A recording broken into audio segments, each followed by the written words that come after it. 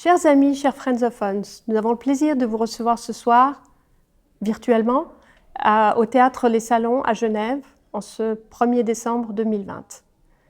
Encore un événement marqué par la crise sanitaire qui ne nous permet pas de vous recevoir tous en présentiel. Néanmoins, nous avons un thème d'une actualité brûlante, l'ALS-FIN, l'ALEFIN, les premières expériences de mise en œuvre, et pour en débattre, un panel de très haut vol qui vous sera présenté dans un instant. Le débat de ce soir sera animé par Maître François Reyroux, associé de l'étude Lenzi Stellin, en charge du département Asset Management. C'est un grand expert des questions réglementation des services financiers qui vont nous occuper ce soir. Sans plus attendre, je cède la parole à Maître Reyroux.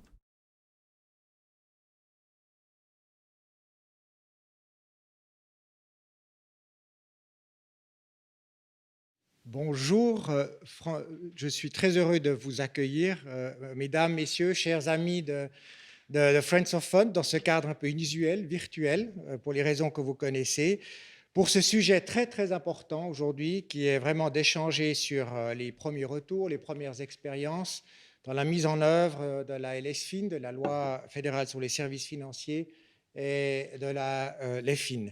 Dans ce contexte, vous savez, il y a différentes échéances qui approchent. Le 23 décembre, le délai pour adhérer à un ombudsman, le 19 janvier pour s'enregistrer au registre des conseillers à la clientèle, au 31 décembre de l'année prochaine pour mettre en œuvre les règles de conduite, etc., et j'en passe. Et je suis très heureux d'avoir des amis, des très bonnes connaissances aujourd'hui sur le panel qui connaissent très bien le métier.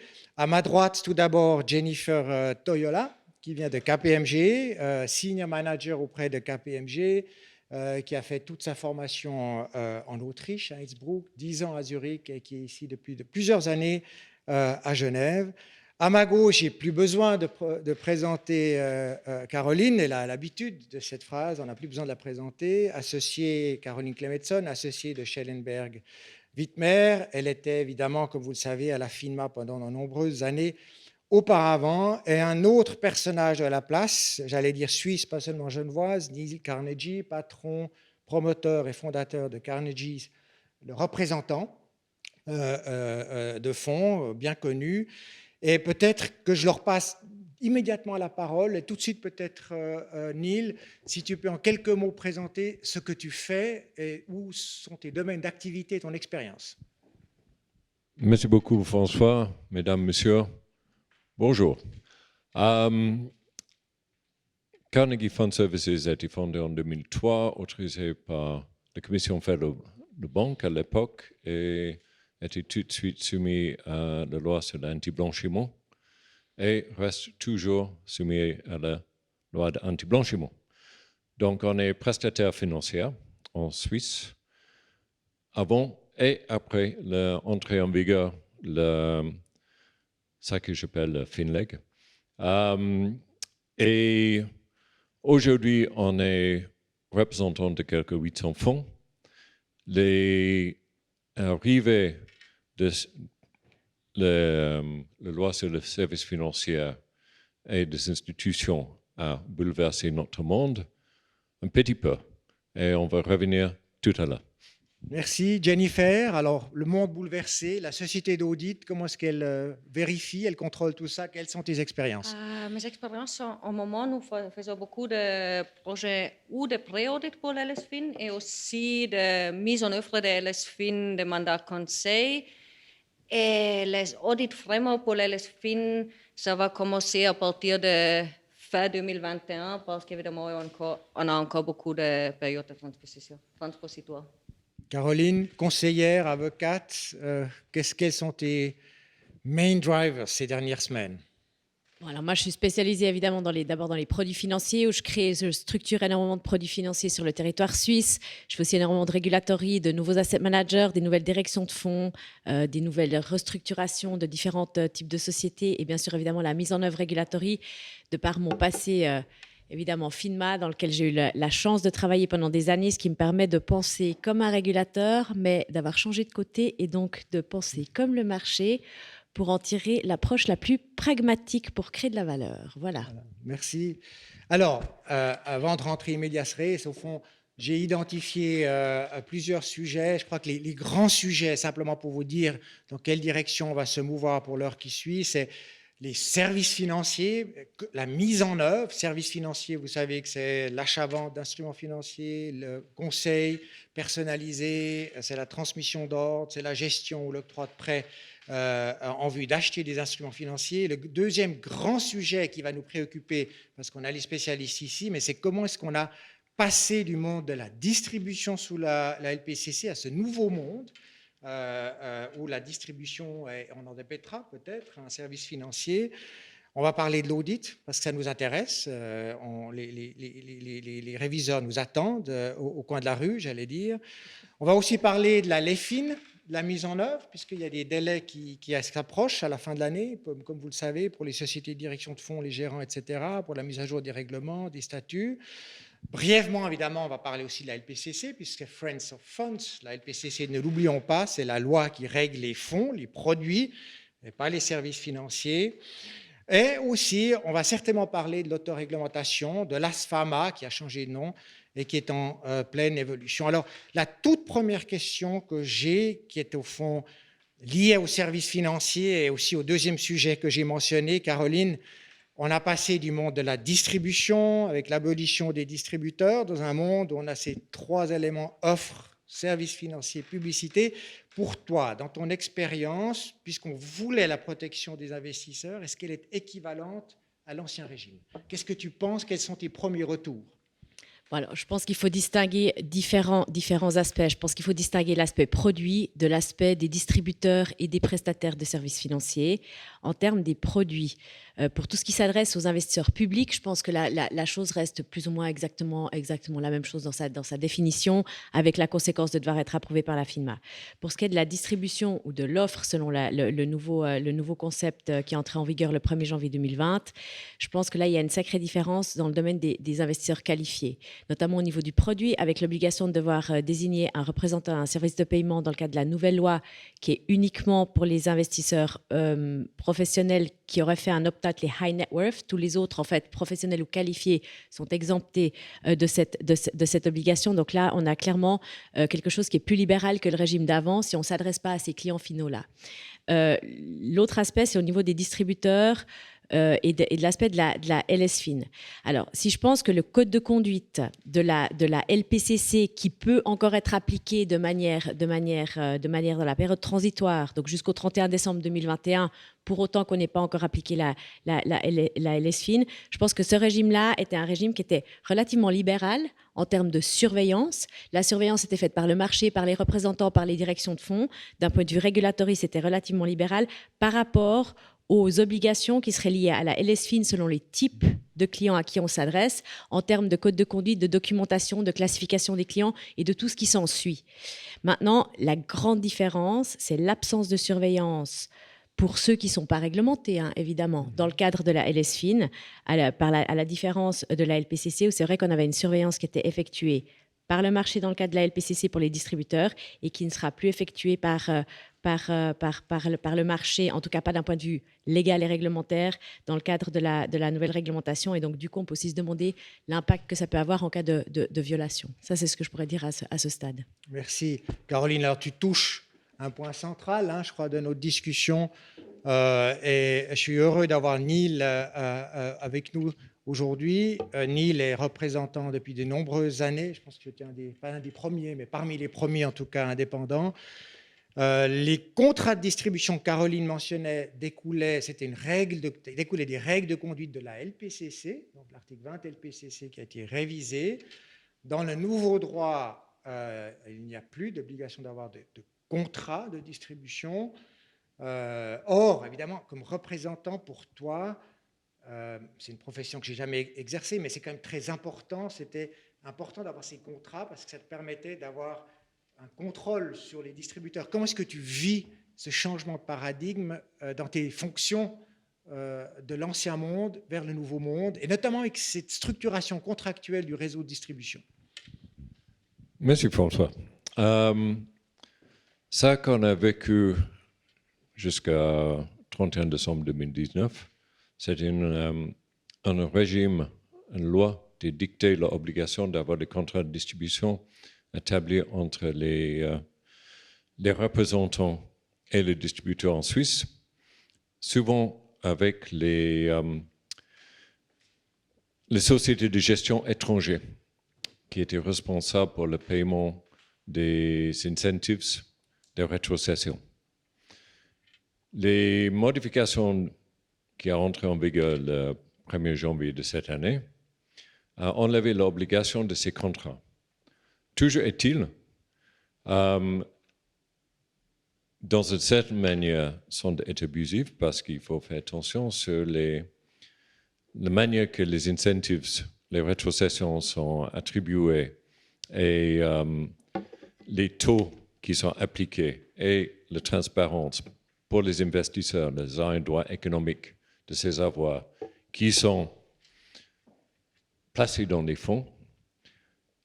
Donc, il continue d'avoir une volonté des sociétés de gestion et des distributeurs d'avoir un contrat par préférence sur la loi suisse, par préférence pas éloigné des contrats S-Pharma qu'on a vécu depuis 2001.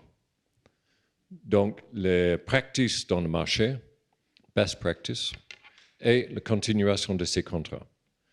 Quid à la place de l'Europe dans les contrats comme partie.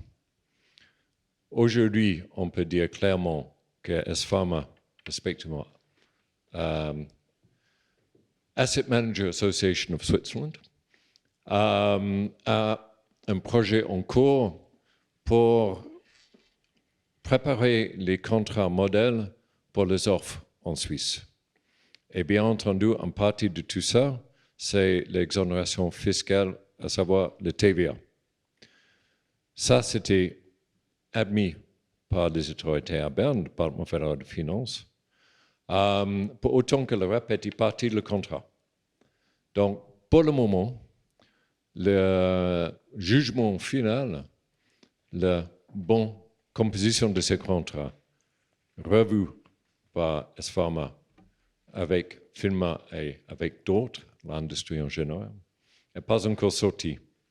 Et surtout, la décision du département fédéral de finances sur le TVA n'a pas encore été émise.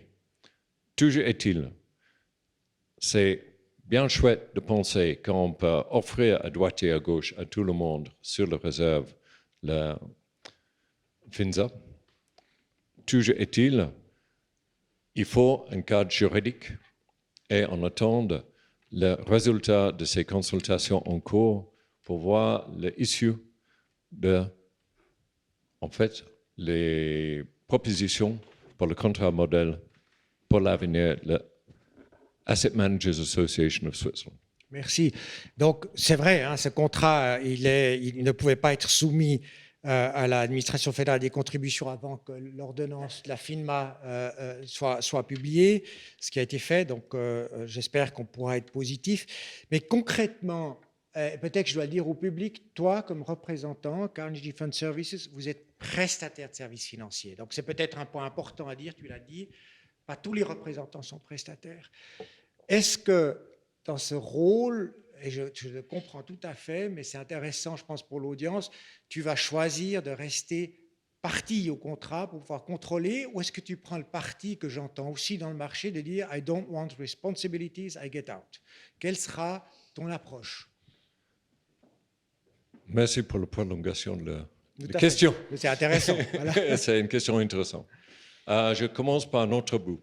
C'est l'article 124 LPCC qui n'a pas changé depuis 2006, qui veut dire que les représentants ont une obligation de répondre à toute question posée par les autorités suisses et également les investisseurs concernant les fonds que le représentant est dûment en train de représenter.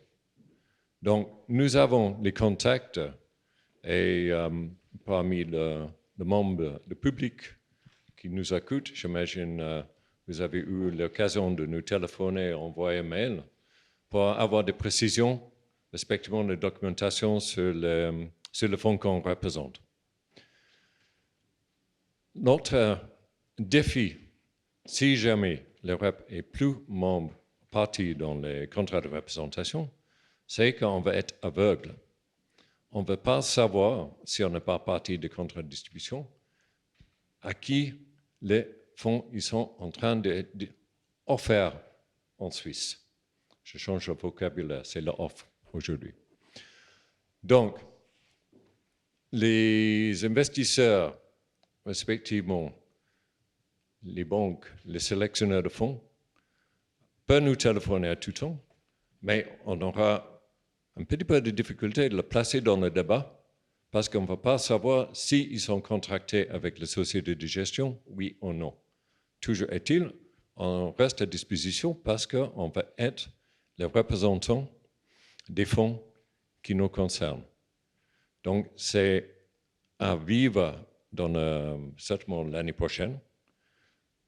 Un détail est que les sociétés de gestion à l'étranger, ils ont l'habitude, nos clients, ils ont l'habitude d'avoir ce qu'on appelle en anglais le due diligence, la surveillance des distributeurs en Suisse.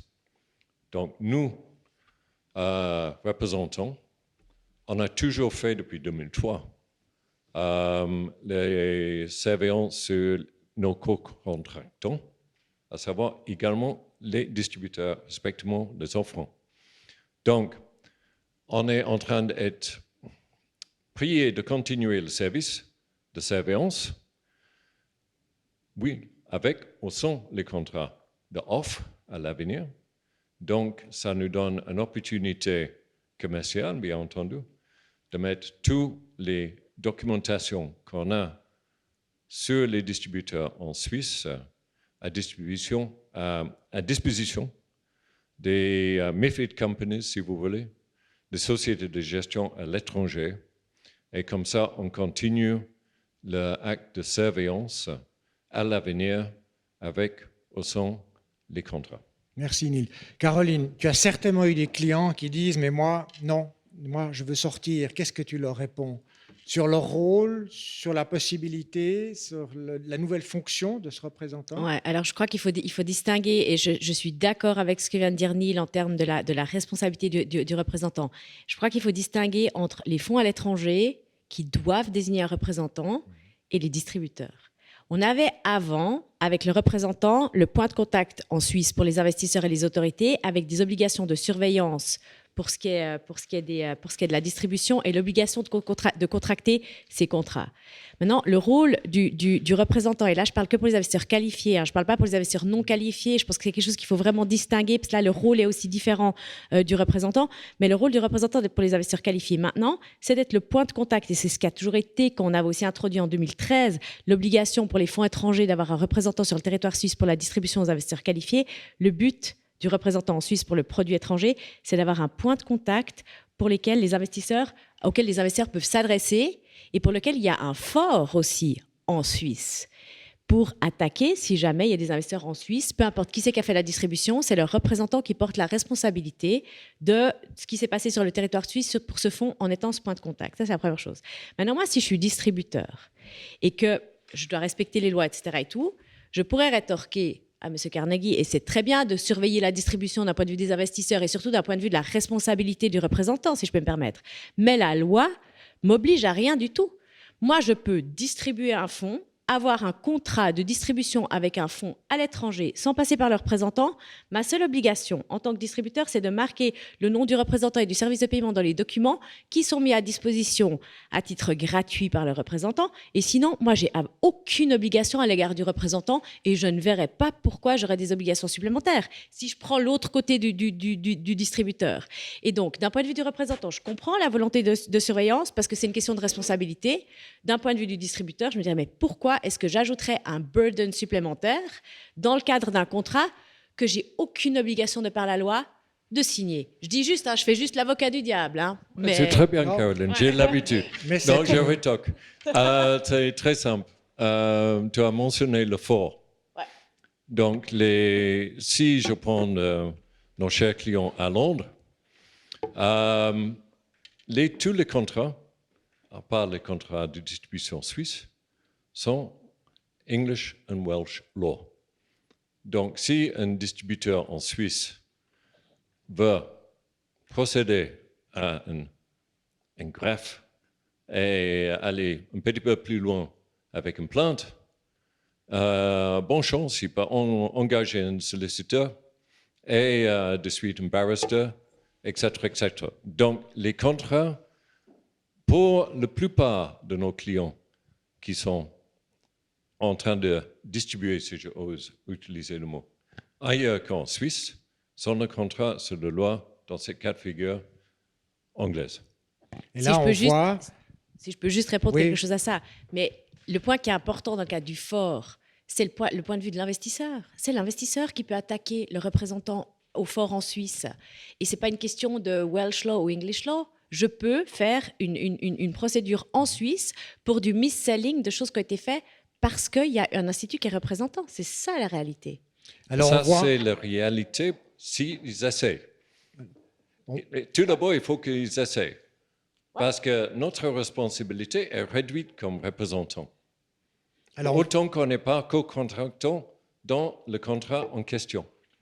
Donc, ça veut dire qu'il peut commencer en Suisse, il peut avoir un jugement en Suisse, mais il va aller chercher de satisfaction en Angleterre. Voilà, on va peut-être... C'est un des points cruciaux. Donc, c'est vraiment, dans la pratique, un des points fondamentaux où on voit que les gens ne bougent pas encore tellement avec les contrats. Hein. Ça va venir dès que le contrat modèle sera publié. Il est en bonne forme déjà.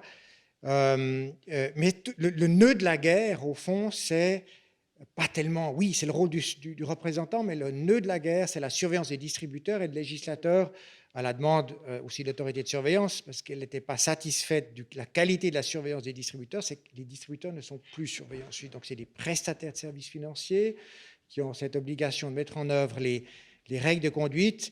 Et Jennifer, du côté audit, une question très pratique, on me l'a posée déjà 4-5 fois dans les 6 dernières semaines. Évidemment, ils étaient dans les anciennes règles de conduite, ils avaient l'obligation de procéder à l'audit annuel. Et puis ceux qui n'ont pas encore mis en œuvre, il y en a beaucoup. Qu'en est-il? Alors, ils vont devenir des conseillers clientèle, mais il y a une période transpositoire jusqu'à fin 2021. Et jusqu'à fin 2021, ou jusqu'au moment où ils se mettent en œuvre toutes les obligations nouvelles. Ah, désolé. Ils restent distributeurs et l'obligation à l'audit reste jusqu'à fin 2021. Donc, ça veut dire que le distributeur qui peut, et il a le droit, qui mettrait en œuvre le 30 novembre 2021, oui. Par exemple, alors il fait sa déclaration au conseil le conseil d'administration fait sa déclaration à vous, cher KPMG, nous avons mis en œuvre. Lui devrait, au printemps 2022, faire encore un audit au prorata temporis entre le 1er janvier et le 30 novembre. Tout à fait. Voilà, à fait. Donc, ça, et il faut qu'il notifie son auditeur, évidemment, si jamais il veut être en conformité avant de la date finale. Dans ce contexte, au fond, puisque c'est une question non planifiée, spontanément, puisque rien n'est planifié d'ailleurs ici, la discussion d'avant non plus, quelles sont les exigences concrètement, par exemple, de KPMG, quand vous recevez une lettre, dans la loi, il n'y a aucune comment dirais-je, niveau d'exigence. Quand un prestataire vous écrit « Nous avons mis en œuvre au 30 novembre », qu'est-ce que vous vérifiez? Vous prenez acte ou est-ce que vous posez des questions? Oui, on va contacter bien sûr le client, on va avoir une discussion, on va demander alors qu'est-ce que vous avez fait, qu'est-ce que vous avez mis en œuvre, est-ce que... comment ça fonctionne exactement. Mais dans la pratique, typiquement, avant de recevoir cette lettre formelle, on aura pas mal de discussions avec les clients. Souvent, on est impliqué avant dans des pre-audits, dans des discussions, comment ça va fonctionner exactement. Pour ça, dans la pratique, ça va être très rare qu'on reçoit qu'une lettre. On va avoir plein de discussions avant.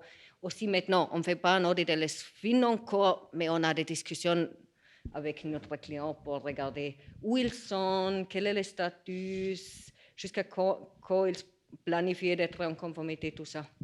Merci. Je peux Tout juste à poser fait. une question à ce stade, mais pour ceux qui sont plus réglementés, donc ceux qui étaient distributeurs FINMA, qui le sont en fait de facto encore sans avoir le tampon de la FINMA à l'heure actuelle, et qui ensuite vont passer LSFIN, ça enlève l'obligation de l'audit. Et Tout vous à faites fait. quoi alors avec ceux-là? Vous ne contrôlez plus rien du tout?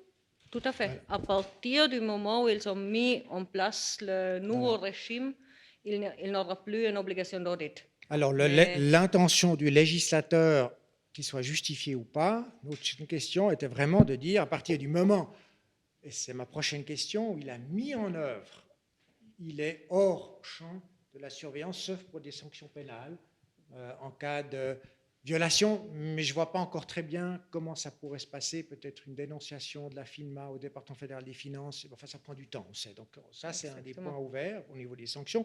Donc, vous avez un distributeur, entre guillemets, un prestataire de services financiers qui va mettre en œuvre, et puis évidemment il dit, oh, moi, la classification LPCC, investisseur qualifié, non qualifié, moi j'étais habitué, si c'est un étranger il dira, oh quelle chance, enfin on va pouvoir parler que d'investisseurs privés, professionnels ou institutionnels. Et ça, c'est vrai que, sauf si on y est habitué, c'est un casse-tête pour les clients, parce que c'est compliqué. Qu'est-ce que vous leur dites? Pour la classification Oui, générale, tout à fait. je pense que la première question à se poser, déjà c'est compliqué en Suisse parce qu'on a la classification LSFIN, on a la classification LPPC. En addition, et c'est la première question à se poser, est-ce qu'on a déjà fait une classification MiFID II? Si oui, est-ce qu'on a fait pour tous les clients ou seulement pour les clients domiciliés dans l'Union européenne? Après, est-ce qu'on reste avec sa classification pour les clients domiciliés dans l'Union européenne? Est-ce qu'on change quelque chose pour les clients qui ne sont pas domiciliés dans l'Union européenne et fait une deuxième classification LSFIN qui, oui, souvent c'est la pratique parce qu'évidemment avec l'LSFIN, avec la possibilité de l'opting out, on a beaucoup plus de liberté qu'avec la MiFID II. Après, oui, on a la classification LSFIN et aussi la classification LPPC des investisseurs qualifiés qui restent. Et là, c'est un peu compliqué parce que chaque investisseur qui est professionnel ou institutionnel est considéré comme investisseur qualifié, mais aussi tous les clients qui ont ou un contrat à long terme, de conseil ou de portfolio management. Et là, par exemple, c'est la question, qu'est-ce que c'est un contrat à long terme? On a beaucoup de discussions au moment pour les conseils ponctuels. Si on a un contrat, est-ce que ça qualifie aussi comme contrat à long terme pour après dire un investisseur est qualifié ou pas? Ce sont un peu des questions comme ça. Tout à fait. Et là, sur la classification, moi j'ai une question. Alors, Caroline, mais je suis sûr que Neil et Jennifer, vous aurez des réactions. On voit beaucoup en pratique, surtout dans l'activité, je pense cross-border, les gens, oui, ils sont très intéressés par la classification LSFIN, comme Jennifer l'a dit, parce que c'est beaucoup plus flexible, on peut y retourner. Mais évidemment, quand c'est des grandes maisons à l'étranger, d'expliquer à un Américain qui a la FINSA Classification à côté de tout son cadre réglementaire par ailleurs, ça l'embête. Quelles sont, quand on discute, les implications pratiques, Caroline, de dire, OK, I use MiFID, je prends MiFID, ce que le message permet expressément, c'est prévu, c'est le seul élément de substituted compliance, même s'il y a certains auteurs qui semblent dire le contraire, c'est faux. Donc, si quelqu'un dit, je veux appliquer MiFID parce que c'est plus simple, il y a un prix quand même. Bon, en règle générale, ceux qui disent ça d'abord, c'est des gens qui ont déjà mis en œuvre la classification MiFID. Parce que je veux dire, qui l'ont fait en Europe. Voilà, exactement, qui l'ont fait en Europe et qui ont déjà les critères qui sont mis en place. Parce que toute personne qui ne devrait mettre en place que la classification LSFIN, il y aura un côté un petit peu schizophrène de vouloir mettre en place la classification MiFID qui était due déjà il y a quelques temps. En pratique, ce qui se passe, et c'est la difficulté particulière, indépendamment de MiFID, c'est la définition pour les investisseurs qualifiés de la LPCC qui pose plus problème que la catégorisation au niveau des privés professionnels ou institutionnels dans la LSFIN. C'est simplement cette distinction entre les deux lois qui pose un problème. Mais dans la mise en œuvre, c'est assez, et comme tu disais à juste titre, c'est prévu. Je sais qu'il y a pas mal de gens qui pensent quand même que même si c'est dans le message, que les critères sont différents et qu'on devrait faire une qualification supplémentaire LSFIN en plus de celle de MiFID, mais en pratique, c'est clairement pas mis en œuvre pour ceux qui ont MiFID, quoi. Le grand Neil, peut-être spontanément, comme tu as quand même plusieurs tu es gérant étranger, La grosse différence, si j'applique MiFID, comme je le connais, je ne suis pas un avocat européen, mais c'est que le tiers gérant, je le classifie comme professionnel, sans MiFID, donc il est professionnel, hein. Il n'est pas eligible counterparty, alors que sous LSFIN, pour moi, il est institutionnel. Et en pratique, comment est-ce que tes clients classifient le tiers gérant?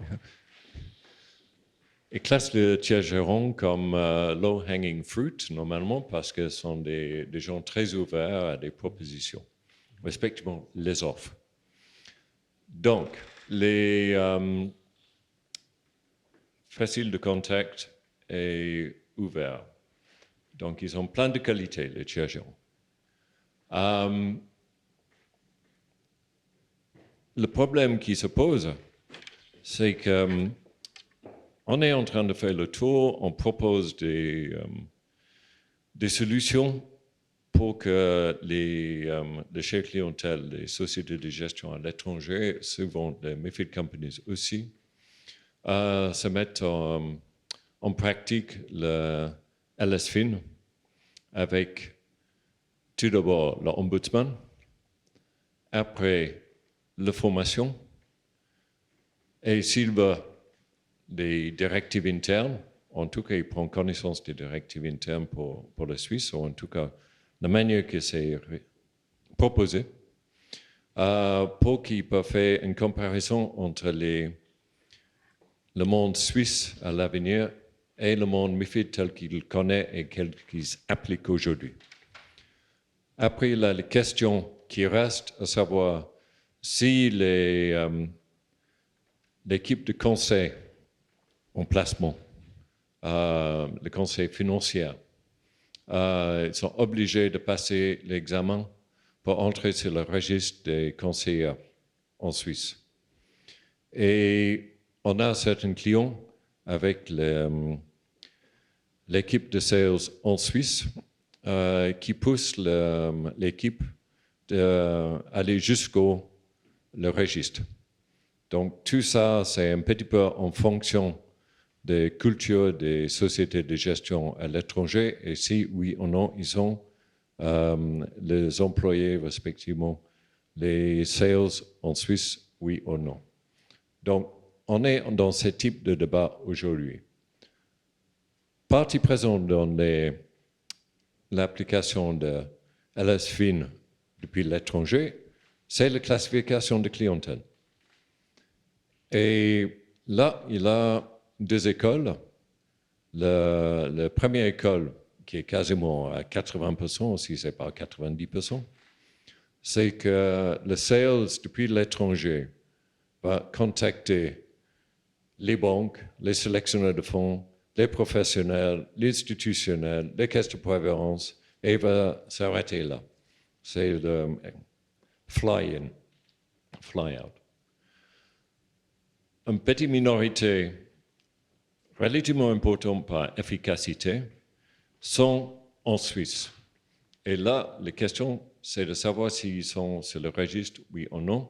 Et là, c'est une classification de clientèle, savoir s'ils ont l'habitude de se manifester, respectivement prendre parole, faire le réseau, des manifestations qui sont ouvertes au public. Et là, clairement, s'ils sont dans les manifestations ouvertes au public, ils vont sur le registre.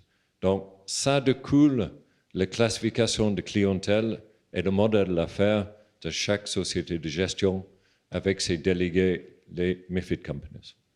On voit la classification pose beaucoup de problèmes. Il y a clairement un arbitrage à faire, MiFID, LSFIN. Ce qu'on en discutait aussi avec Caroline en préparant, c'est que, je vais juste le dire, peut-être c'est comme ça on peut mettre ce point à côté, c'est qu'on voit que certains fonds de placement, donc direction de fonds, choisissent d'être catégorisés comme professionnels, je crois que c'est comme ça aussi en MiFID, pour pouvoir bénéficier des règles de conduite, ça c'est surtout pour les institutionnels. En pratique, j'ai vu, alors ça c'est parfois pas si facile que ça, mais peut-être très brièvement, trustee. Comment est-ce qu'on classifie un trustee, Caroline? Moi, je qualifierais d'un professionnel, à la différence d'un tiers gérant qui, clairement, dans les dispositions transitoires, a été catégorisé d'institutionnel, même s'ils ne sont pas encore autorisés par la FINMA et surveillés par les AO. Je pense que les dispositions transitoires sont assez claires. Voilà, pour moi, je partage cet avis. Les trust companies, par contre, si on regarde ça, je pense que c'est un professionnel. Je ne sais pas si vous avez d'expérience spécifique. Non, je suis tout à fait d'accord, elles sont des professionnels. Voilà, c'est intéressant, mais il y a des questions qui sont nouvelles maintenant dans la mise en œuvre. Mise en œuvre. Alors, j'ai utilisé le mot plusieurs fois, Jennifer. C'était un débat déjà il y a 10 mois, mais il revient. Est-ce que je peux dire, je vais mettre d'ici au 31 décembre telle disposition en œuvre par exemple, même, je classifie maintenant, mais je mettrai en œuvre plus tard, parce que je n'ai pas le temps maintenant. Qu'est-ce que l'organe de révision dit à cette demande très pragmatique d'un client? Évidemment, on ne peut pas faire pratiquement tout en même temps, mais quand même, la loi et l'ordonnance dit qu'il n'y a pas de cherry picking. On ne peut pas dire on met une partie en œuvre maintenant, une autre partie dans 3 mois, une autre partie dans 6 mois. Il faut vraiment, pour les règles de conduite, de mettre tout en œuvre le même moment. Et la même chose aussi pour les règles d'organisation. Mais on peut théoriquement dire, cette année, on fait les règles d'organisation et l'année prochaine, on fait les règles de conduite. Et le moment où on a mis tout en œuvre, il faut notifier l'auditeur en écrit en disant, à partir de ce moment-là, je vais faire la transposition d'un nouveau régime et je vais être en conformité avec les LSFIN. Donc, c'est seulement à partir de la deuxième mise en œuvre, dans ton exemple, que je suis aussi libéré pour les distributeurs de l'audit. Au fond, c'est là que je rentre dans le nouveau régime. Voilà. Oui. Exactement. C'est aussi... Mais moi, je crois, franchement, l'histoire du cherry picking, il faut aussi la remettre dans son contexte. Je pense que la mise en œuvre de la LSFIN requiert, comme on le sait tous, il y a différents pans. Il y a la classification des clients, il y a la mise en œuvre de l'organisation, des règles de conduite, la best execution et de tout ce qui est lié avec ça. Et ensuite, la mise en œuvre et la mise à jour de la documentation. Je crois que l'interdiction de cherry picking concerne notamment, à moins que je me trompe et je suis prête à l'entendre, les dispositions transitoires sur la distribution et l'offre de placement collectif. Avec le fait qu'on ait maintenu pendant 2 ans la possibilité d'appliquer la LPCC avec ce qui s'applique pour la LPCC, ou alors appliquer la LSFIN pour qu'on n'ait pas de gap de distributeurs ou de personnes dans le marché de prestataires de services financiers qui n'auraient et qui n'appliqueraient aucune règle de conduite. Je pense que l'interdiction de cherry picking est à mentionner que dans ce contexte-là. Et c'est à ce moment-là que là, c'est soit LPCC, soit LSFIN. Je ne verrais pas comment on pourrait mettre en œuvre la LSFIN tout d'un coup, parce qu'on ne peut pas faire tout d'un coup. Pour les gérants de fortune qui ont énormément de clients, vous n'arrivez pas à faire signer des nouveaux contrats de gestion en un jour, etc. Et tout. Que les notifications des clients se fassent, puis qu'ensuite on notifie la société d'audit, oui, mais la mention du cherry picking est à mon avis, limitée dans le cadre de l'offre de placement collectif. Je pense que... Alors, c'est surtout une question pour les sociétés d'audit, parce que c'est elles qui vont faire les remarques à la FINMA dans le long form report. Évidemment, on va commencer, on va préparer, on ne va pas pouvoir mettre tout en place un jour à l'autre, mais par exemple, on ne peut pas commencer à appliquer les LSFIN pour la moitié des clients et pour les autres clients pas. Pour ça, il faut un peu une préparation et après une date qu'on peut appeler Big Bang à partir de cette date où on applique vraiment les nouvelles règles. Date clair. Mais on voit qu'il y a encore une zone grise sur cette question qui était d'actualité il y a 10 mois. On en a moins parlé, mais je vois qu'elle sera d'actualité puisque l'audit prudentiel va venir au printemps. Prochain chapitre qui me tient à cœur, parce qu'enfin, en tout cas pour moi, elle est très importante, c'est toutes les activités cross-border. La Suisse est un pays extrêmement ouvert. Je pense que dans les banques, le pourcentage de clients étrangers varie entre 50% et 80% de la clientèle en fonction des banques. Et là, c'est vrai que la reverse solicitation, qui était déjà au fond ancrée au niveau produit, au niveau fonds, dans la LPCC, maintenant se retrouve dans l'ordonnance, en particulier à l'article 2 de l'ordonnance 2 alinéa 2. Et c'est vrai, l'étranger qui vient, très souvent, Caroline, certainement pour toi aussi, on nous demande « Can we work on a reverse solicitation basis ?» Et là, qu'est-ce que vous leur répondez? Reverse solicitation is not a marketing strategy. Ça, c'est toujours la base. Oui, il peut y avoir des cas de reverse solicitation. Oui, bien sûr, il peut y avoir des cas où des gros investisseurs ou même des plus petits vont et contactent des gestionnaires à l'étranger ou des distributeurs à l'étranger pour investir dans les fonds, pour avoir des prestations de services, parce qu'il y a aussi du bouche à oreille et des gens qui entendent énormément de choses. Par contre, en termes d'offres et de marketing sur le territoire suisse, les prestataires qui voudraient faire préparer des lettres toutes déjà faites avec l'investisseur qui signerait « je confirme avoir sollicité », etc. et qu'on a ça de manière répliquée, c'est juste une stratégie qui ne marche pas. Et donc, je pense que de la même façon dont c'était dans l'article 3 de la LPCC et que c'est dans l'ordonnance, c'est la même disposition, je pense qu'il n'y a aucune différence dans l'interprétation qu'il faut avoir sur la reverse solicitation par rapport à l'ancienne loi. Alors, je suis assez d'accord.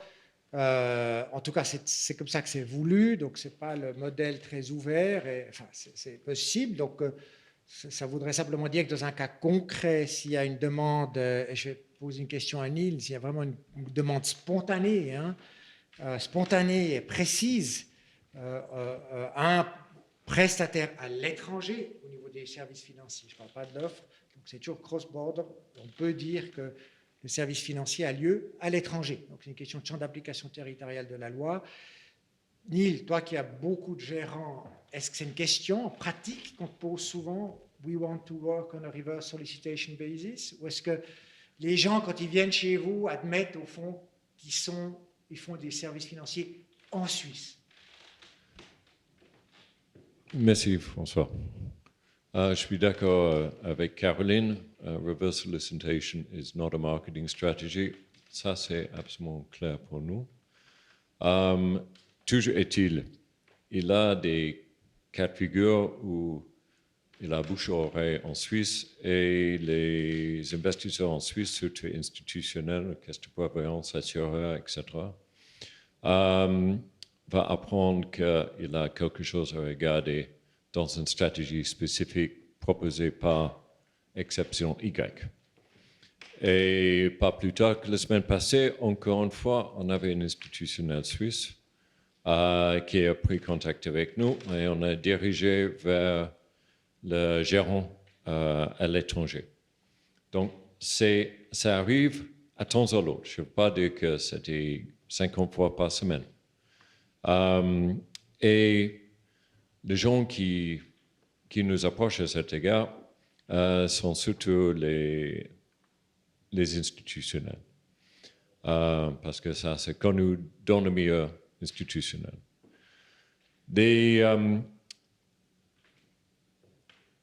L'autre côté du monde, si je peux dire, à Londres, ou à Paris pour ça qui concerne la France, c'est qu'ils sont tenus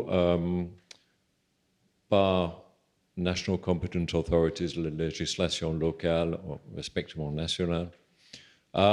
Et dans le cas de Londres, il peut développer sur MiFID 2, l'application de MiFID 2. On va voir l'année prochaine exactement qu'est-ce qui reste de MiFID 2 en Angleterre. Il peut à ce moment-là continuer d'avoir contact avec les investisseurs en Suisse qui sont déjà établis en relation de confiance, respectivement d'affaires, avec un certain gérant, et ces relations vont continuer. Le problème que je vois, admettons en 2022, peut-être avant, c'est l'enforcement de FINMA. Et là, ça va être très délicat. Respectivement, FINMA a un chemin à trouver. S'il constate qu'il a des vrais faux sollicitations. Et ça va être intéressant à observer. J'espère que ça ne va pas concerner notre propre clientèle, bien entendu. Mais il a certainement une question d'avoir en tête qu'est-ce que c'est l'avenir de reverse solicitation dans les places financières à l'étranger. Je crois qu'on voit, et c'est ce qui est important à relever, Neil nous fait dire qu'il y a des compréhensions très différentes. En Angleterre, ils ont une vision de reverse solicitation beaucoup plus large. En France, c'est très, très étroit. Jennifer, toi, tu as grandi en Autriche, qui a probablement un système similaire à l'Allemagne, qui est un peu plus flexible que l'Italie et la France. Si tu mets ton chapeau autrichien, est-ce que c'est la la même interprétation étroite Moi, je dirais l'interprétation de la reverse sollicitation en Allemagne et en Autriche, c'est même plus étroite qu'en France. Mais la différence, pas par rapport à l'Allemagne, mais spécialement par rapport à l'Autriche, mais l'Allemagne a quelque chose qui s'appelle la Freistellung. Et là, il y a deux options de Freistellung. Et le moment où quelqu'un a une Freistellung, il a beaucoup d'opportunités pour vraiment être actif dans le marché allemand. Mais pour obtenir une Freistellung, c'est un processus assez long, assez cher. Mais le moment où quelqu'un a une Freistellung, ça donne beaucoup d'opportunités. Voilà, la question, je connaissais ça pour la BaFin, je ne savais pas que c'était aussi le cas en Autriche. Donc, cross-border. Alors, on voit, la Suisse est importante. Il y a les vrais cross-border, alors qui espèrent travailler avec la reverse solicitation, c'est compliqué. Mais la plupart des gens ont 3, 4, 5, 10 personnes, souvent dans une société en Suisse. Alors l'un de vous, Caroline, Jennifer, évidemment, d'une part, ils font de l'ancienne distribution, donc je crois qu'on peut le dire, c'est des prestataires de services financiers, voilà. Donc en tant que tels, ils sont hors de la réglementation. Mais ma question, s'ils ramènent du business au headquarter à l'étranger, ça c'est typiquement maintenant cette nouvelle autorisation de REPOF. Et j'ai envie de me tourner vers Jennifer, enfin Caroline peut-être spontanément. Jennifer, ce qui est un peu étrange pour moi, et je n'ai pas encore l'esprit clair, c'est que dans les requêtes d'autorisation de REPOF, il faut la désignation d'un organe de révision, donc de KPMG ou tous vos confrères, mais qui est, je crois, appelé à surveiller le headquarter. Donc on aurait KPMG suisse qui doit surveiller le headquarter. Comment est-ce que vous avez vécu cette nouvelle exigence qui est rentrée dans les checklists de la FINMA, je ne sais pas dans la loi? Je pense qu'on est encore en préparation pour ça. Il y a des cas où c'est facile, où l'auditeur de headquarter c'est aussi KPMG. Là, on se coordonne. Sinon, c'est plus compliqué. Donc, il n'y a pas encore de stratégie claire pour ces cas qui risquent d'être clarifiés, je crois, j'espère. Mais Caroline? Mais surtout, je crois qu'il faut aussi se rappeler qu'anciennement, de par la loi, tout comme les directions de fonds, les distributeurs ne pouvaient pas être ni des succursales, ni des rep office en Suisse. Donc, je pense que ceux qui sont concernés et qui ont déjà en fait des teams avec des sociétés sur le territoire suisse ou même ça, ils ont déjà des SA ou des SARL. Ce seraient des nouveaux qui créeraient des rep office. Il n'y avait pas à l'époque ceux qui faisaient la distribution en Suisse qui pouvaient avoir des succursales et des rep office parce qu'il fallait une société à part entière, comme pour les directions de fonds sur le territoire suisse, parce que la loi ne prévoyait pas la succursale ou le rep office pour les distributeurs. Et ça, je pense que ça change pas mal par rapport aux nouveaux. Ça a fondamentalement changé. Exactement. Et maintenant, ça a fondamentalement changé. Oui. Mais je pense par contre que c'est du coup un nouveau business model qui doit se mettre en place et qui doit être clarifié au moment où c'est fait, mais que ceux qui étaient déjà distributeurs ne sont plus sous l'autorisation de la FINMA, mais auront toutes les règles de la LSFIN qui s'appliquent avec le registre des conseillers s'ils le font. L'ombudsman, pour autant, et ça, 23 décembre, pour autant qu'ils aillent pas qu'à des investisseurs professionnels percés et institutionnel, sinon sinon c'est l'ombudsman et puis que ça se met en place. Et donc je pense que c'est pour la mise en œuvre de nouveaux business cases que cette question va se poser. La question va se poser, oui, pour ceux qui veulent en plus requérir une autorisation comme REPOF, parce qu'il ne faut pas seulement la vente. Exactement. Et il y a beaucoup de questions ouvertes. Alors on va pas, je crois que c'est pas encore clair, mais je me demandais si vous aviez eu des discussions avec l'autorité de surveillance ou non, mais manifestement... Non, c'est déjà... J'ai encore en clarification. C'est encore en train de clarifier. Donc, prends note, ce sera pour le prochain Friends of... Et puis aussi, il y a encore cette condition qui est particulière dans la loi, de savoir quelle est l'activité prépondérante sur le territoire suisse de l'activité de la société à l'étranger qui créerait la nécessité d'avoir une autorisation. Ça aussi, c'est quelque chose de particulier, qui n'existait pas. Absolument. Neil, bon, tes clients... Tu utilises, toi, puisqu'on utilise Carnegie, ben on a son homme en Suisse. Mais est-ce que toi, tu vois en pratique le besoin d'avoir ces REPOFs?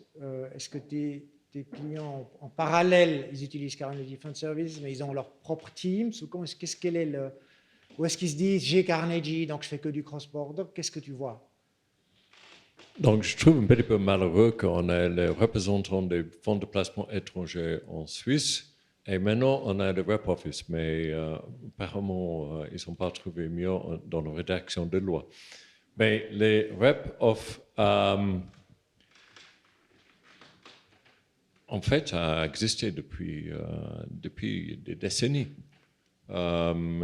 Et en fait, c'est des équipes de sales qui se trouvent dans les grandes villes suisses, comme on peut bien imaginer, Genève, Zurich, à temps à l'autre à Bâle. Et il fait un très, très bon travail au niveau de sales.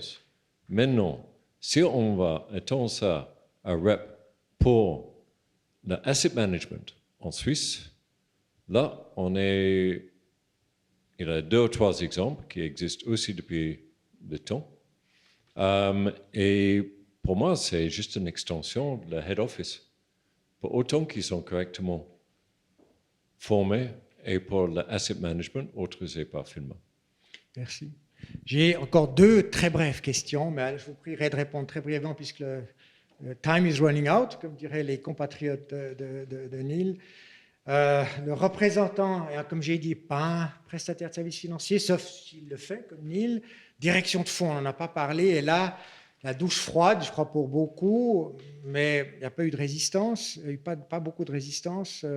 C'est Caroline, c'est ce qui vient d'être publié dans l'OFIN FINMA, l'application aux directions de fonds, donc dans le cadre d'une délégation, qui est déjà une réglementation particulière, de la circulaire outsourcing FINMA, réaction spontanée. Alors, réaction spontanée, très surprise du fait que nous étions dans le cadre des directions de fonds et des asset managers LPCC sous la LPCC, sous des instituts qui étaient des instituts typiquement dans l'asset management, même si certains font de l'administration de fonds suisse et d'autres pas, qui étaient sous les mêmes égides et sous les mêmes règles, parce qu'on était dans le même business, dans les mêmes types d'activités, même si elles différaient un petit peu. Et là, clairement, on distingue les directions de fonds des asset managers avec des règles qui sont similaires à celles des banques, qui s'appliqueraient aux directions de fonds, et qui sont beaucoup plus strictes, et qui est vraiment une nouveauté, qui est pas une nouvelle réjouissante pour les directions de fonds. Merci. Audit, vous avez déjà une vision. On nous promet peut-être un allègement dans l'application, pragmatique. C'est de toute façon la même chose, ce qui n'est pas le cas. Est-ce que vous avez quelque chose? Je pense que ce n'est pas si différent le régime que pour les banques, mais en pratique, évidemment, souvent pour les banques, c'est beaucoup plus formalisé, beaucoup plus grand, mais pour les confirmations d'audit, ce n'est pas si différent. Là aussi, on regarde comment, si la sélection des prestataires de services outsourcing est adéquate et l'instruction, si on a des contrats adéquats écrits, si on a des controls et des monitoring en place qui fonctionnent, et si la personne qui surveille tout ça a les qualifications adéquates.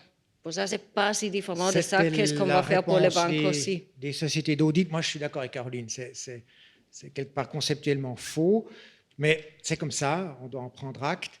On arrive au terme. Est-ce que je peux à chacun, cette fois-ci je commence à la gauche, de dire main conclusions, qu'est-ce que sur le show? Alors, sur le show, d'abord, petit rappel pour ceux qui sont soumis LEFIN et qui étaient soumis LPCC avant dès le 31 décembre pour envoyer vos requêtes par la plateforme EHP FINMA, vos règlements d'organisation et vos statuts. Vos directives peuvent être modifiées par le biais du board, ne doivent pas être soumises à la FINMA, mais n'oubliez pas ce délai.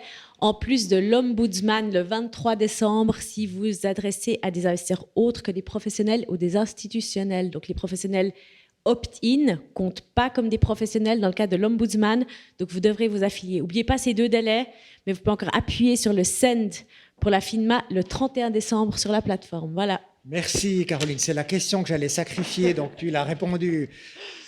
Et toi, comme audit, main takeaways? Je dirais qu'on a encore un an pour être en conformité avec les exigences plus importantes de l'LSFIN, et ce n'est pas quelque chose qu'on va faire d'un jour à l'autre pour ça. Maintenant, il faut vraiment, si on n'a pas encore commencé, faire un plan, et le moment où on va être en vigueur, notifier l'auditeur en écrit. Merci. Neil, main takeaways? Un petit peu comme Caroline, on est en train de surveiller que tous nos chers clients à l'étranger, ils sont souscrits le service d'un ombudsman en Suisse, pour autant qu'ils traitent avec les les professionnels opt-out. Donc ça, c'est en cours. On est toujours en train de découvrir toute cette pagaie de Finleg et toutes les manifestations à droite et à gauche. Et c'est un sacré challenge. Mais c'est quand même très intéressant la manière que la Suisse s'est libéralisée avec l'arrivée de cette loi. J'imagine qu'il y aura les allers et les retours en fonction des expériences faites ici 2023.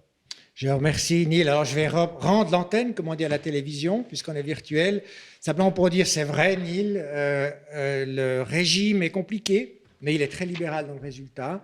Je le compare souvent à un fromage suisse avec beaucoup de trous. Donc, le législateur met des trous partout, et ce qui le rend si particulier par rapport à l'Union européenne. Donc, le fromage suisse est difficile à manger, mais il est bon, en fin de compte. Donc, je vous remercie. Je remercie Friends of Funds qui nous forme, qui vous forme, qui fournit aussi des outils de formation pour tous ceux qui aimeraient introduire, apprendre ce nouveau cadre. Et je clôt l'antenne. Merci. Un grand merci à notre panel pour ces intéressants échanges qui vont nous apporter d'un éclairage dont nous avons bien besoin dans cette période complexe. Le prochain événement Friends of Funds aura lieu le 9 mars 2021. Le thème en sera digitalisation et tokenisation dans l'asset management. Nous espérons à ce moment-là que la situation nous permettra de vous recevoir en présentiel ici au Théâtre Les Salons. D'ici là, portez-vous bien et à très bientôt.